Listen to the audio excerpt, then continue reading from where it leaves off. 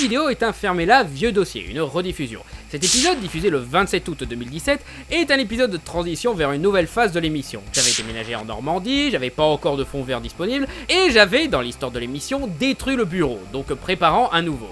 Du coup, exceptionnellement, cet épisode se passe dans ma chambre. Aussi, cet épisode est basé sur la polémique du film Death Note et Netflix, et je le redis ici, le film était excellent, notamment grâce à ses libertés artistiques qui étaient très intéressantes. Je dirais même que ça renforce les thématiques de pouvoir corrupteur que le manga effleurait à peine. C'est pas populaire à dire, mais voilà. Et bien sûr, c'était meilleur que le téléfilm France 3 avec des cosplays moches que les japonais ont infligés à la licence. Mais enfin, c'est que le sujet secondaire de cette vidéo, donc concentrons-nous sur le sujet de ces adaptations pas du tout fidèles, qui font quand même de super films. Bonne vidéo à tous. Dans le système numérique, les commentaires de fanboys sont considérés comme particulièrement consternants. Sur internet, les vidéastes qui enquêtent sur ces crimes sont membres d'une unité d'élite, le bureau des polémiques débiles. Et par unité, je veux dire qu'on n'a qu'un seul. Voici son histoire. À valeur des troncs crus, sans déconner, ils étaient bizarres à l'époque. Bonjour, monsieur J. Oui, oh! Je ne vous dérange pas, j'espère. Nom de nom, mais qu'est-ce qui t'est arrivé, ma chérie? J'ai glissé sur un tweet. Que t'est-il réellement arrivé? C'est les fans! Oh mon dieu, encore? Ils ont piqué une crise en voyant l'extrait du film sur Netflix. Soit disant que Ryuk n'a pas poussé Light à tuer des gens. Je te l'ai déjà dit que tu dois les larguer. Ils ont pas à te juger parce que tu as décidé de faire ta vie comme tu veux. Mais je leur dois tant. Je les aime. Parce que tu es beaucoup trop gentille. Eux, par contre, ils t'aiment pas. C'est pas de l'amour ce qu'ils font, c'est de l'obsession. Des gens vont en psychiatrie pour ce genre de conneries. Ton film Netflix, il a l'air super en plus. S'ils t'aimaient vraiment, ils le verraient. Mais qu'est-ce que je peux faire? T'en fais pas, ma grande. Je m'occupe de tout. Allons dans mon bureau. Ah, merde. J'avais oublié. J'ai pas de bureau aujourd'hui. Il a dit du mal de Pierre des 45. Tuez-le! Je devais rénover de toute façon. Bon, enfin, c'est pas grave. On va faire ça là. Ouais, exceptionnellement, on va faire ça sans bureau. Chaque fois qu'une adaptation de livres, de comics, de jeux vidéo ou de séries télé arrive, Internet a toujours le réflexe très débile de décider direct que ce serait de la merde. Pourquoi? Parce qu'ils changent des trucs! Que ce soit les thématiques d'une histoire, le physique d'un personnage ou même la prononciation de son putain de nom, tout ce qui est différent est forcément mauvais. Sauf que c'est pas comme ça qu'on juge un film. Le respect de l'adaptation n'a jamais été gage de qualité dans un film. J'irais même jusqu'à dire que les adaptations les plus fidèles ont souvent donné les plus mauvais films, soit parce qu'ils étaient inutiles, soit parce qu'ils utilisaient des codes narratifs qui n'étaient pas appropriés pour le format cinéma. Ah, et aussi... adaptation. Transformation d'une œuvre. Adaptée à quelque chose. Appliquée après ajustement. Appropriée. Se mettre en harmonie avec le milieu. C'est la définition même du mot de changer des trucs! Que ce soit pour s'accorder au code d'un nouveau média ou à la vision du réalisateur, une adaptation doit apporter du nouveau au lieu de proposer une autre copie industrielle de l'original qui est déjà bien distribuée de partout. Il doit créer une nouvelle œuvre tout simplement. Et ce sont justement les films adaptés de bouquins ou de BD que les réals se sont totalement réappropriés qui sont les meilleurs films. Et pour le prouver, voici une sélection de films considérés comme étant cultes, voire de grands films, mais qui selon vos critères seraient pires que Dragon Ball Evolution. Et n'oubliez pas, avec notre aide, vous pouvez guérir du TP-TPE. Alors comme ça, vous trouvez que le film Death Note est nul parce qu'il se passe pas dans le même pays, hein? Total Recall se passe même pas sur la même planète! Total Recall, classique du cinéma d'action de science-fiction, Schwarzenegger, Verhoeven, Goldsmith, traitant de la réalité et du virtuel, d'une révolution sur Mars et du bourrinage satisfaisant qui a énormément inspiré la saga Matrix. Et on l'oublie souvent, adapté du livre du grand auteur de science-fiction Philip K. Dick, dont voici un résumé. Bonjour, j'aimerais qu'on m'applaudisse des souvenirs que j'étais allé sur Mars. Ok, je vais voir ça. Oh le con, il est vraiment allé sur Mars et c'est un agent du gouvernement qui s'est fait effacer la mémoire? Renvoyez chez lui, ce con! Comment j'ai atterri ici? En fait, je te quitte! Quoi? Vous m'avez pas totalement arnaqué, là, parce que j'ai pas du tout de souvenir d'être allé sur Mars, là. Ok, on va faire un autre truc. Je vais vous implanter un souvenir que quand vous étiez gamin, voilà, quand vous aviez 5 ans, vous avez sauvé la planète d'une invasion alien. Ça vous va? Ok, ça, moi je suis sûr que ça lui est pas vraiment arrivé. Putain, mais c'est quoi ce type? Donc ouais, pas de passage sur Mars, pas de scène d'action cool, pas de mec qui se déforme sous la dépressurisation de l'atmosphère martienne, pas de 2 semaines, et encore plus triste messieurs, pas de nana à 3 nichons. Oui, je sais. Donc toutes les qualités que vous adorez dans ce film, bah ce sont des libertés d'adaptation. Comme quoi, hein? Même la machine à se souvenir est utilisée avec plus de subtilité que le livre, car le film joue sur l'ambiguïté. Est-ce que ce que l'on voit arrive vraiment, ou était-ce depuis le début les faux souvenirs demandés, implantés dans un héros lobotomisé? Après tout le film remet en question la réalité de la vie de notre héros. Peut-être qu'il vit juste un rêve durant le film, un rêve qui ressemble à un film d'action américain classique, offrant un nouvel angle un peu satirique de ce fantasme de mal américain d'être comme Schwarzenegger, remettant totalement en question le spectateur et son rôle de rêveur. Aussi, le remake a respecté le fait qu'il se passait entièrement sur Terre. Et du coup, le film est pas terrible.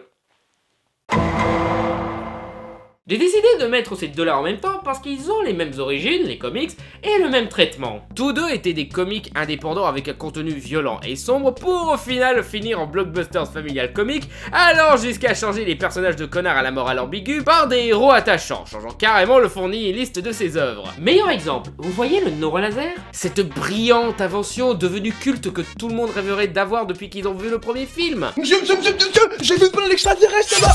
Vous n'avez pas vu d'extraterrestre? Je n'ai pas vu d'extraterrestres. Dans les comics, ils n'ont pas de neurolaser. Monsieur, j'ai vu plein d'extraterrestres. Non, vous l'avez pas vu l'extraterrestre. Ouais, moi aussi je préfère le neurolaser.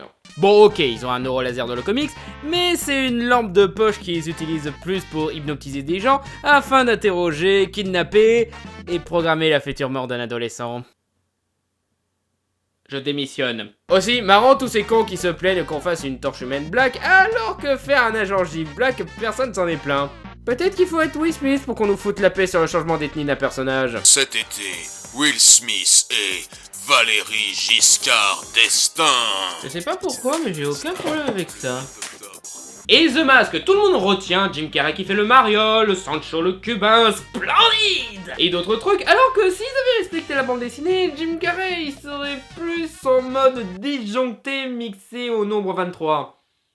Avec le gore de Kick-Ass 2. Dans ce film, quand il s'en prend aux deux garagistes qui l'ont arnaqué, c'est montré de façon oh, ils ont des pots d'échappement au cul, alors que dans le comics, il les bute carrément façon vendredi 13. Quoique, se faire violer à cause de pots d'échappement, c'est probablement pire. Oh, et toute l'histoire de ce petit gars insignifiant qui finit par prendre confiance en lui pour avoir le courage de prendre son bonheur en main. Dans le comics, il crève et le masque enchaîne les différents propriétaires, provoquant de plus en plus de carnage à travers le monde. Pour toute la famille! Là, on s'attaque à du haut du panier, du Spielberg, l'un des plus grands films jamais réalisés. Une révolution cinématographique à elle toute seule. Bref, que des trucs qui sont plus dus à Steven Spielberg qu'au bouquin dont il est tiré. Mes enfants, acceptez ce présent qui changera à jamais vos films. Et maintenant, si vous pouvez me laisser faire la liste de Schindler, hein, vos conneries de dinosaures, j'ai juste fait pour le chèque, hein, ça va. Après, le film respecte assez bien le livre dans les grandes lignes, si ce n'est à quelques exceptions assez importantes. Déjà, l'aspect science-fiction, manipulation d'ADN et tout qui est survolé pour se concentrer sur la magie de l'aventure, pour souligner les thématiques de mise en abîme sur le cinéma que Spielberg a voulu exploiter, ou encore Hammond. Dans le film, Hammond était grosso modo Spielberg lui-même, un gentil bonhomme plein aux as, passionné, qui veut juste créer et faire rêver, et qui met au point un procédé révolutionnaire pour apporter du rêve à des milliards de spectateurs. Sans se rendre compte des conséquences de ses créations. Dans le livre, c'est un connard. Voire le vrai méchant de l'histoire. Plus que les dinosaures. Le personnage classique de Frankenstein qui se prend pour Dieu, quoi. Donc ouais, tous ceux qui disent que peu importe le changement qu'on apporte à une œuvre, du moment qu'on respecte le fond, bah c'est déjà mieux comme façon de penser. Mais même eux, ils ont pas tout à fait juste, parce que ce film a créé un nouveau fond par-dessus l'ancien, et a pratiquement changé le genre, ce qui a rendu le film beaucoup plus appréciable, mais aussi plus intéressant à voir et analyser. C'est même probablement pour ça que la suite, Le Monde Perdu, est moins bon, car l'histoire était trop formatée à l'aspect Frankenstein moderne, qui est en contradiction avec la philosophie du premier film, rendant le film moins appréciable et plus chaotique dans son message. Probablement aussi pour ça que c'est le seul film que Spielberg ait regretté faire. Probablement parce que cette fois-ci, il n'a pas fait son propre film et a juste dû faire celui de quelqu'un d'autre. Et c'est aussi pour ça que Jurassic World est la meilleure suite que Jurassic Park ait eu. Ouais, je l'ai dit. Qu'est-ce que tu vas faire contre ça, hein? Mais je suis sûr que sa suite, réalisée par celui qui a fait quelques minutes après minuit, l'écrasera sans problème, hein?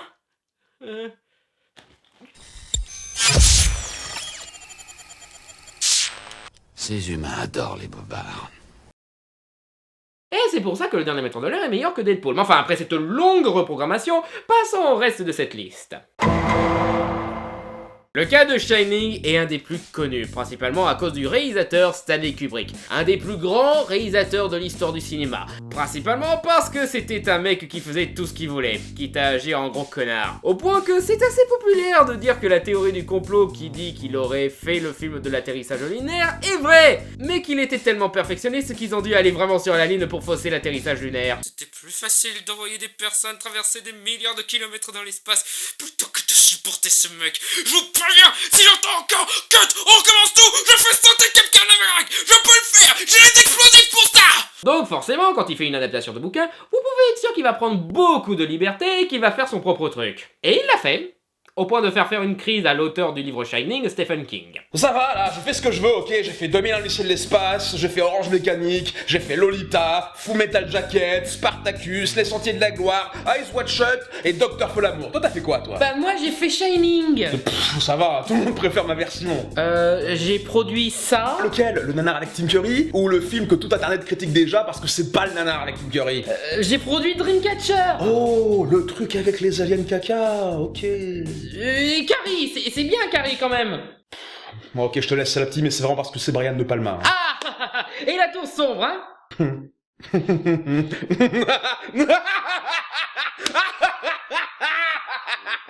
Attends une seconde, mais t'es pas censé être mort.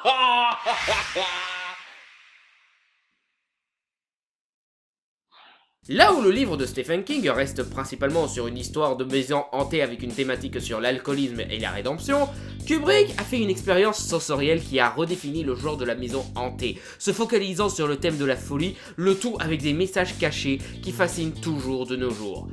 Mais bon, si vous voulez une adaptation plus fidèle, vous avez la mini-série produite par King lui-même, mini-série qui est aussi un excellent remède contre l'insomnie, tant il est verbeux, long et bourré de scènes inutiles. Mais si vous voulez du fun et du fidèle, vous avez toujours le jeu vidéo Mario Sunshine.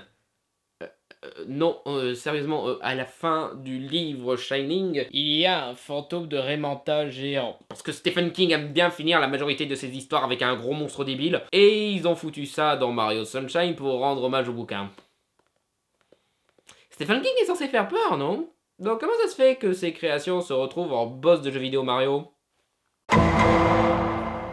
Et là vous allez me dire, ah ouais, le bossu de Notre-Dame et le Alice au Pays des Merveilles de Tim Burton, t'as raison, c'était trop des boosts. Non, non, non, non, non, non, je veux dire tous les films Disney ever. Même les films classiques Disney sont tirés de contes dont ils ont pris beaucoup de liberté. Les nains de Blanche-Neige ont des noms et la méchante reine a une mort beaucoup moins douloureuse. Les belles sœurs de Cendrillon ne se mutilent pas les pieds pour faire entrer la pantoufle de verre. Pinocchio, vous ne voulez pas savoir. Peter Pan ne casse pas le 4e mur pour faire ressusciter Clochette. Mary Poppins se fut tellement la merde pour prendre des libertés dessus qu'on a fait un film là-dessus. Film qui adoucit beaucoup les réactions de l'auteur du livre d'origine. Le livre de la jungle a été plus adouci que le bossu de Notre-Dame. La petite sirène survit à la fin. Aladdin n'a qu'un seul génie et ne vint pas Jafar juste en lui revolant la lampe. Pocahontas, est-ce que j'ai besoin d'expliquer? Hercule a une famille modèle et vit heureux pour toujours avec Megara. Mulan retrouve son père en vie et n'est pas forcé à un mariage arrangé qui l'amènera au suicide. Les dinosaures survivent et je suis sûr qu'ils n'ont pas lu une page de la Reine des Neiges, mais en même temps tout le monde semble en avoir rien à foutre au vu de l'invasion planétaire que fut ce film. Ah, pour qu'on respecte à la lettre une œuvre classique de la littérature française dont on a déjà eu d'excellentes adaptations fidèles, il y a du monde. Mais une œuvre classique de la littérature danoise, Osef!